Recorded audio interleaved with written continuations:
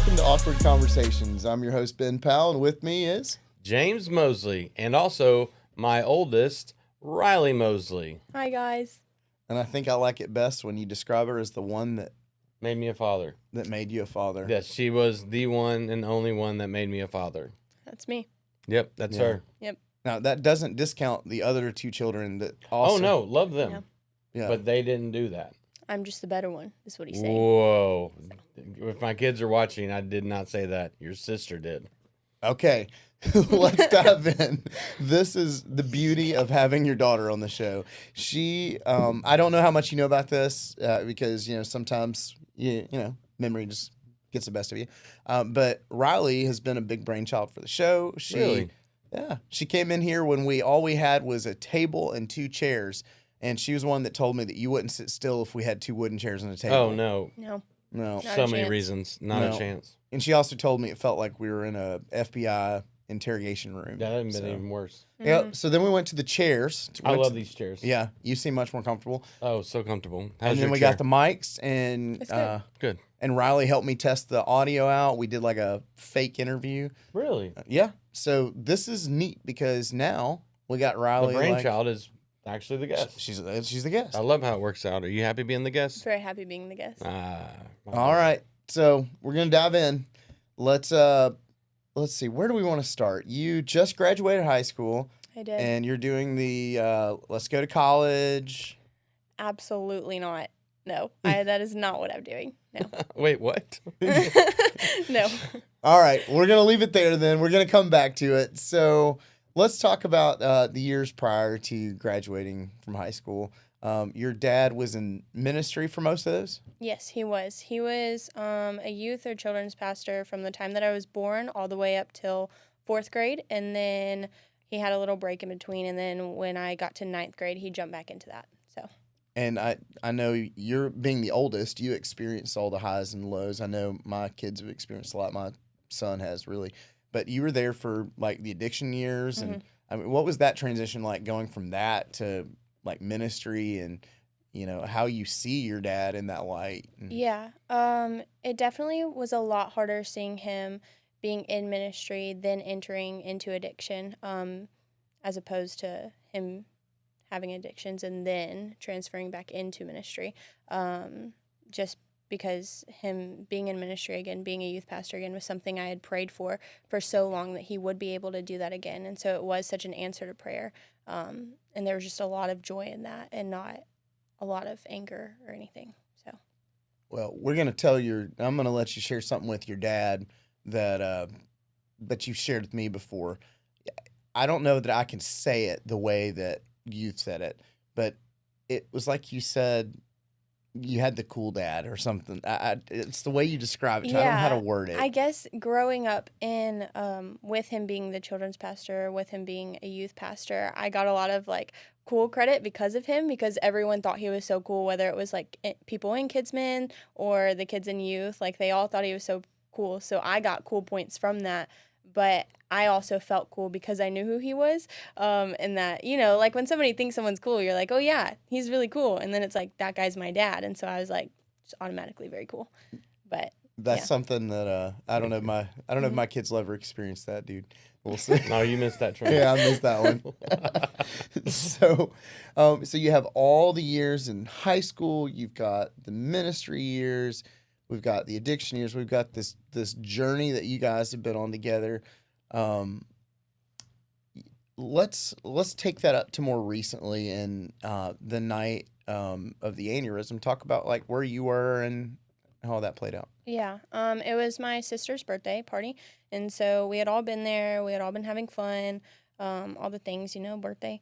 And at the end of the night, the Greenwoods were still there, and my family was still there. Obviously, my family was still there, but that was who was left, and that was kind of who was around when it happened. And it was just a lot that night, very different, very sudden. Like, none of us expected it at all and really knew how to react to it. But, I mean, you got to keep going. So. I didn't expect it, man. Yeah, that's no. You didn't expect it? I wouldn't think idea so. it was coming. No, and I remember like you and I, you're a teenage girl. So obviously, like I'm 1,000 miles away. I didn't even talk to you back Mhm. then, and I remember like Maylee was at the hospital, so your mom was at the hospital, and you were like taking care of the kids. Not like it wasn't like you didn't have a support system. You had a ton of people that were Yeah, wanting to for be sure. there and do things for you, but you stepped up. Like talk about that. Like some of the things you did. Why? Why did you jump up like that and like become mom for a while? Yeah, I think when something big or something hard happens in my life, it's so much easier for me to take action than to actually sit and process what has happened. And so I think that had a lot to do with the way that I reacted at first, but I also felt like it was my job to take care of them, and I wanted them to, I guess, struggle the least in it. Like I wanted everything to feel the same for them. Obviously it wouldn't, but as the same as it could in that situation. And so I wanted to help as much as I could and I wanted to do as much as I could.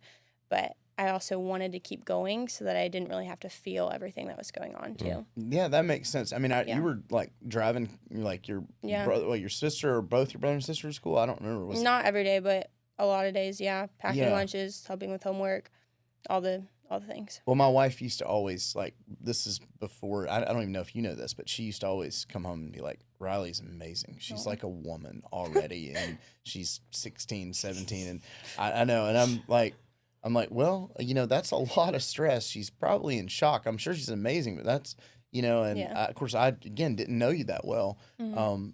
And I remember like when I saw you like from a distance. You were always taking care of like your younger siblings. And what's really interesting is we were talking, me and Maylee, and she said, "Hey, Riley asked me. She said, you think Ben would want to like get a matching tattoo with me?" And like first off, she's like, I'm sorry. Wait, what? she's like 16, wanted to get one like that had something to represent you. Yeah. And I asked your mom, I was like, Riley, like, who's like your daughter, Riley? And she's like, yeah, Riley. I was like, I didn't think she even knew my name, much less like me enough to have a matching tattoo. Yeah. And Yeah. so that was like my first introduction. I remember you came over with them the next time, and I was like, oh, I was like giddy. I was like, hey, Riley, let's talk about these tattoos. Yeah. It's like, and so yeah, it didn't happen. We don't have No. matching tattoos, James. Don't worry. But anyway, we've been bros ever since, and We have. I learned how much you have in common with your dad. Your personality reminds me so much of him, and I haven't said this to you before, but as we got further down the line and closer to him coming out of the coma, and I got to spend more time with you, I felt like I was like sitting with your dad. Like your faith, the way that you carry yourself, is the truth. Thank you. I think that's been a big part of my like friendship with you. I mean, so anyway, yeah. So we've got those years. All right. So let's talk about now.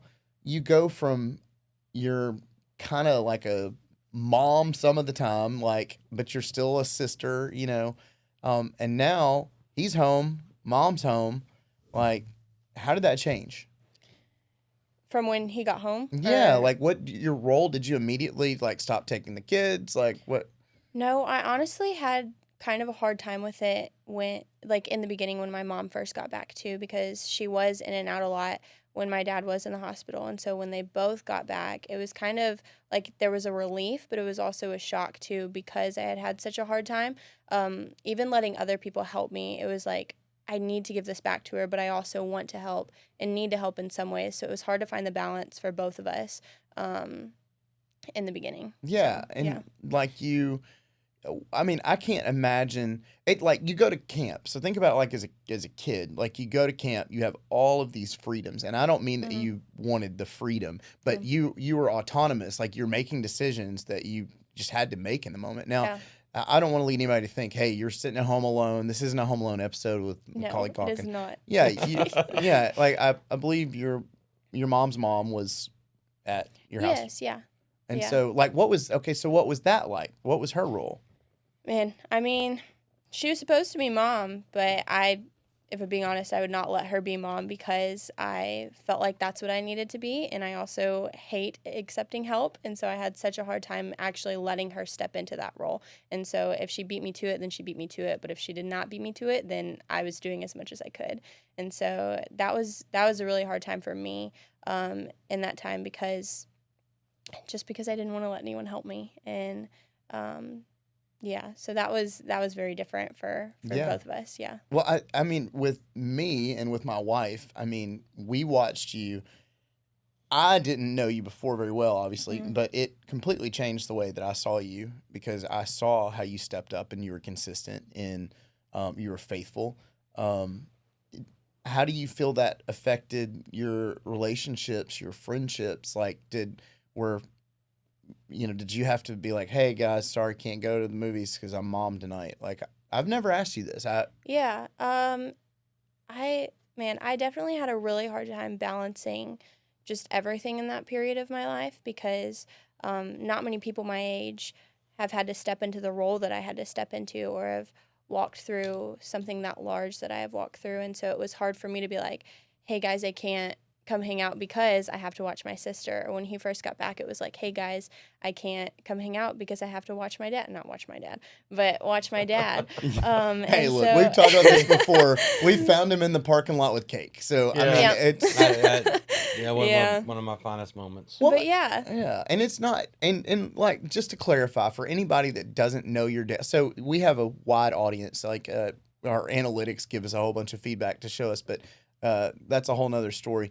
But some of the group that comes like doesn't know they're learning your dad's story, Yeah. and so let's take just a couple seconds. Let's talk about that. So when we say watch you, it's not that you're like a toddler and you can't do anything. It's that you may find cake on the other side of a parking lot and you forget where you're at because your brain gets fixed on something for a second. But that doesn't happen like it used to. Like, No, at the beginning it happened a lot. Yeah. like every 5 seconds, squirrel. Yeah. You know. Squirrel. Yeah, I mean, I was literally sitting in church and saw you on the other side of the building, sprinting out the door, and I think the best part was when you got your mobility back and you started walking fast. And you would just Yeah. disappear. We turn around and have no Y'all idea would where you constantly were. say walk with a purpose, and I started, and then y'all were like, slow down. So Yeah. Yeah. I don't know what to do. It was like that Adam Sandler movie where the guy's like very sneaky. Oh, yeah. Yeah. Sneaky, sir. Very sneaky, sir. Yeah, and then you would just be poof, Gone. you're gone. Mhm. Okay, so we don't do that anymore. That's No. good. Yeah. So that's definitely life giving. I think is the quote that's been going around like a few years. So now, what's life like with Dad? It's different. I'll say that. I feel like that's the only word you really can describe it with. It is good in a lot of ways, but it's also hard in a lot of ways too. Just with how different it is. Like, yes, I don't have to sit and watch him anymore, but it is different. Like, I feel like parts of our relationship are different. Like parts of just Yeah. yeah. Well, so I spent a lot of time. I've talked with you a little bit about this, but on forums, reading like a lot on Reddit actually, because there's a lot of people that share their TBI, traumatic brain injury, Mhm. and there's spouses, there's people going through it, and they're sharing like what they're going through and how they're navigating it, or they're asking for help. And when I read that stuff, I'm just like, man, this sounds so familiar. Because what you've got James, who resets a lot of memories each day, sometimes every few hours. And then you've got the loved ones that are around that are like, hey, come on. Like, we went through this. And so it's different from me. And I have it easy because I see your dad 3 days a week, probably most weeks. But I don't get 500 of the same questions. I get like 7 maybe of the same question. So I know that's got to put a different spin on it. But, I know sitting in the seat for you, James, is hard. It's got to be hard to hear that. I know. But I also know that Ryley loves you. I know you love Ryley. And that's the foundation of your relationship is honesty. We talked on one of the previous episodes, like you always believe in just speaking truth and raw honesty. And that's what I see in her. Like you would have answered that very similarly. So be proud and know that is the young woman that made you a father. That's me. Yep, I love you. Love you too. All right. Well, James, I think it's time we start talking about Ryley's journey and what's up next. Do you know where we're going to go with this? After graduation on our short-term mission trip. That's right. Spoiler Couldn't alert. be more proud. Yes. Spoiler alert. Spoiler alert. So, Ryley, let's talk about. I'm going to just let you have the floor for a minute and just take off wherever you feel is appropriate. And then whatever spots, that I feel like, we don't know the answer to, we're going to just dig in. So tell us about what you're doing, how you ended up there, the organization, all that stuff. Yeah.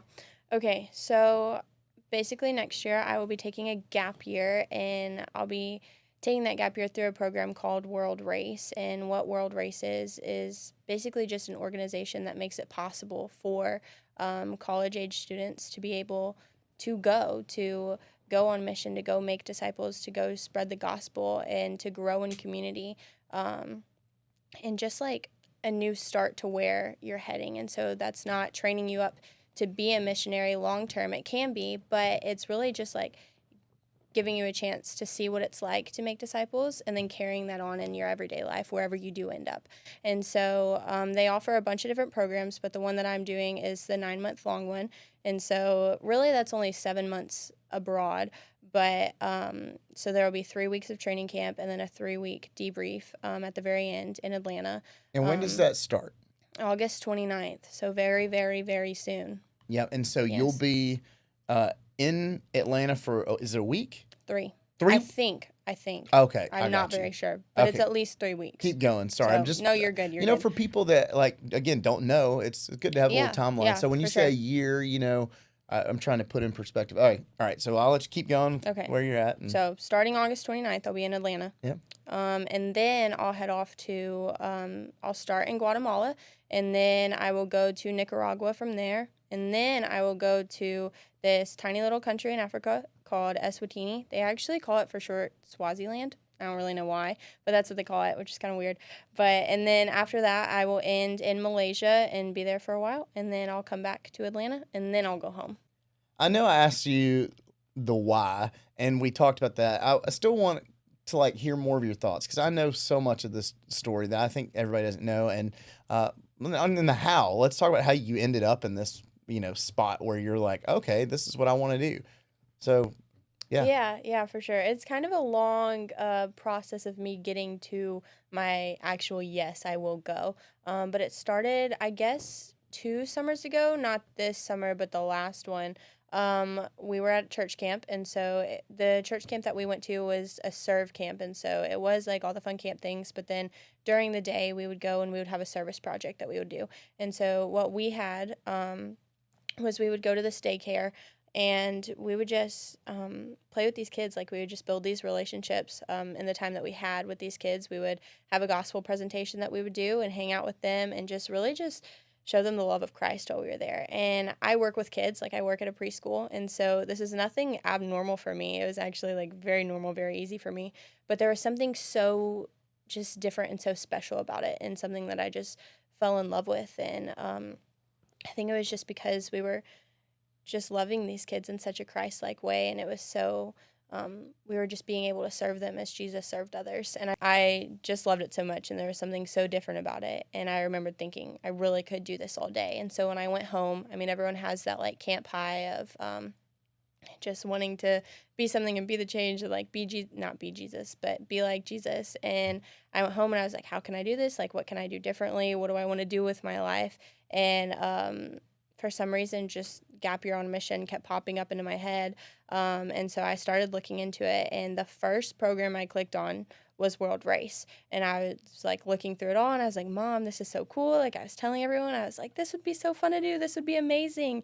And I really wanted to do it. And something just felt so right about it. But the longer that I thought about it, I realized how much of a change it would be and how different it would be. And it is a change, so there is grieving in that. Even now I've faced that, the grieving and leaving, my family and being gone for so long. But there is such a joy in knowing that God is using you in, incredible ways. And I think I only saw the grief in that, and I wasn't able to see the joy at the time. And so I just completely turned away, completely shut the door to that, and was like, absolutely not. I'm going to keep doing my own thing. So I continued in that, just turning the complete opposite way. And then fast forward to this past January, I was at CrossCon with the college group on our little trip. They push missions a lot, and they're like, go on missions, go on missions. And I was like, you've got to be kidding me. I don't want to do this. And so I heard a lot of that and was like, this is ridiculous. But then this one guy, no clue who he is, don't know his name, can't even picture him anymore. But he got on stage to be on like a panel, and like they asked him questions and things. And so he was like, yeah, I've been a missionary for over 20 years now. And I was like, dang, that's a long time. I was like, could not be me.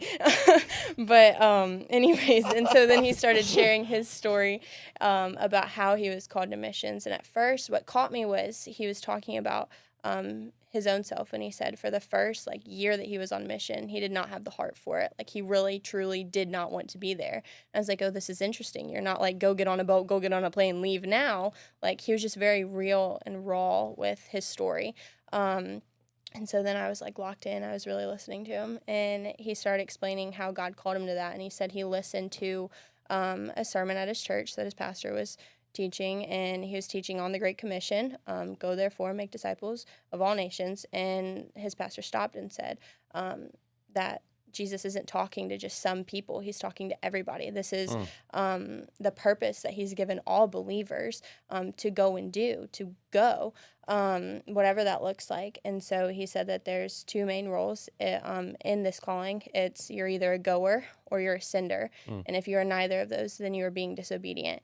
And I like sunk in my chair. I was like, man, I have been disobedient for so many months now. And I was like, I'm ignoring the call that Christ has clearly given me to go. And it was just very convicting for me. And I was like, man, I really need to turn this around. And so when I got back, I started talking to my mom, reopened World Race, like started looking at it and all the things. And like I talked to multiple different people about, is this something I should be doing? I started praying about, is this something I need to be doing? And the answer was yes, like all the way around. I remember my mom told me that this was the first thing that I had mentioned to her that really felt right.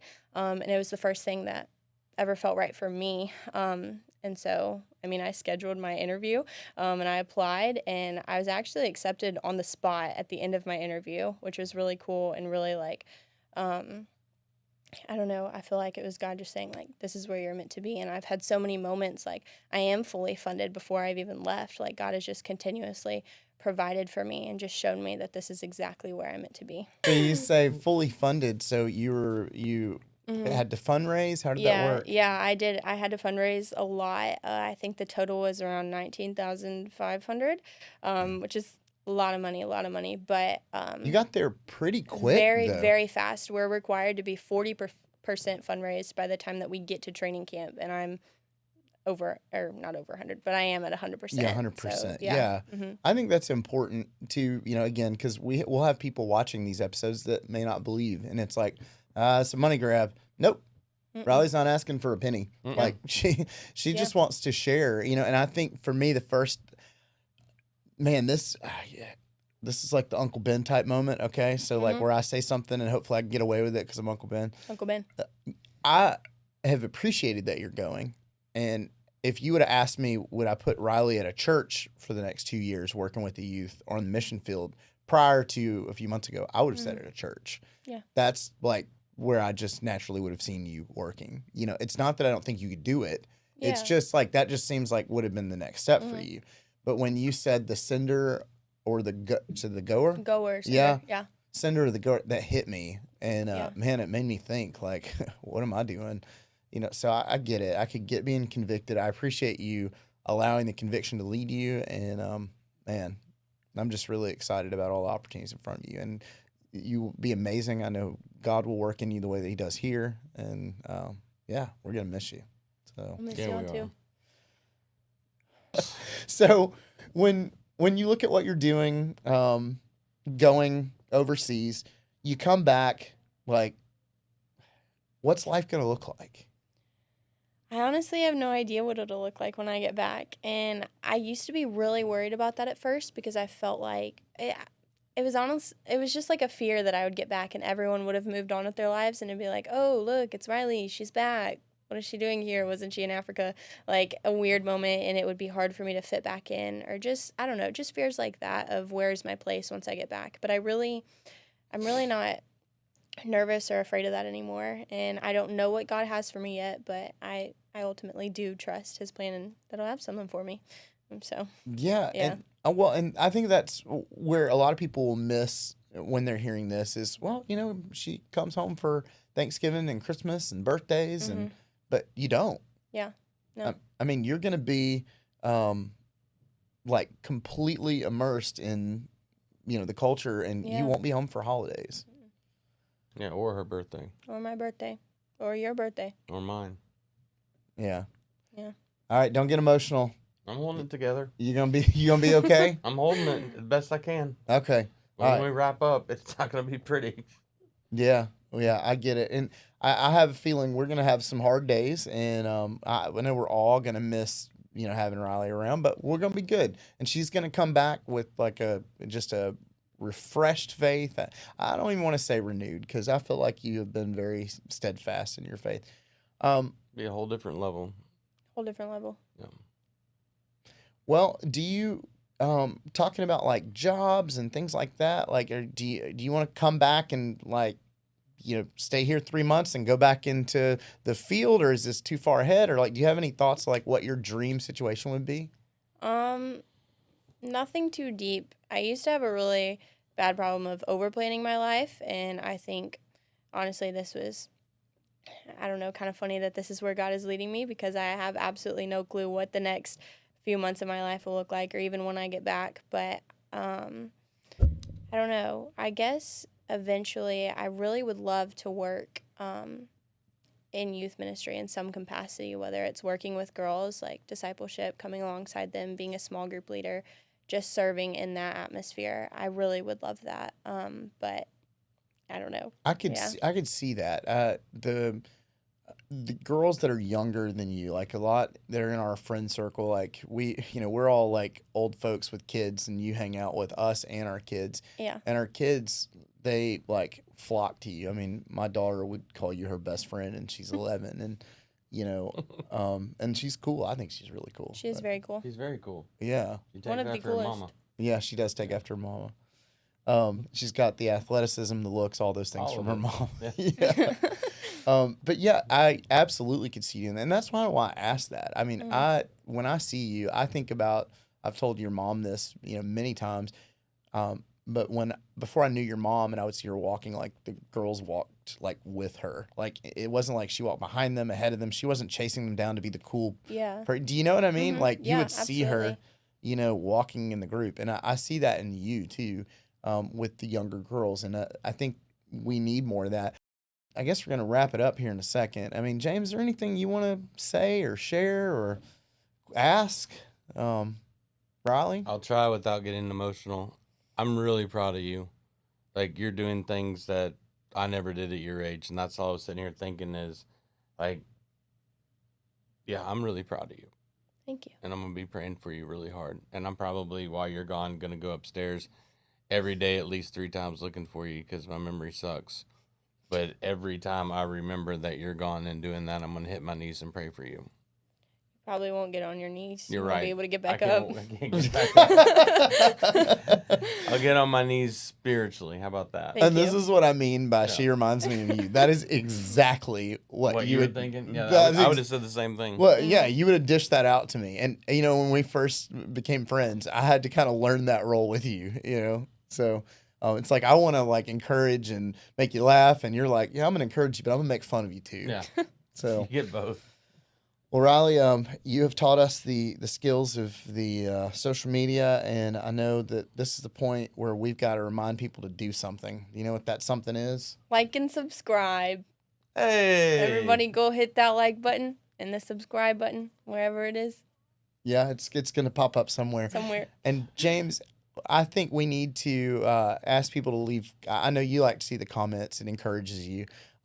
But let's, instead of them being for you this time, let's do them for Riley. All for Riley. What do we want to encourage people to leave? Like hey, I'm praying, or Yeah, I would say this. Are you fully funded first? Mhm. Okay, good. Do you have any specific prayer requests? Right now, I would say as I'm nearing leaving for World Race, there are a lot of mixed emotions about just everything, and it's very easy to get stressed or to get nervous, but I so badly want to remember the why of why I'm going and just the joy in that. And so that would be one. And just, I guess, for boldness in general when it comes to making friends. So, Friends. I don't think she'll have any problem making Oh, friends. no problem. No. She's like our mother. Oh, yeah, definitely. I'm doomed then. So we got Maylee on the switcher today. Yeah, I know. She's killing it, ain't Shout you, out, May? Mom. That's She right. just did this. Well, so if you're watching, you want to leave a comment, obviously you can either just say praying, or you can put a message on there, but leave it for Ryley if you don't mind. That would mean a lot to us. I know a lot to James. And his dad, I would love that to happen, please. And, like, you can even go as far as don't wait till she's leaving. Like, what? I'm sorry. Keep going. Don't wait till she leaves. Like, start when you're watching this and just pray every single day. You can set a reminder on your phone to go off, and when it goes off, you can just Ryley reminder, and when it goes off, just stop and pray for her.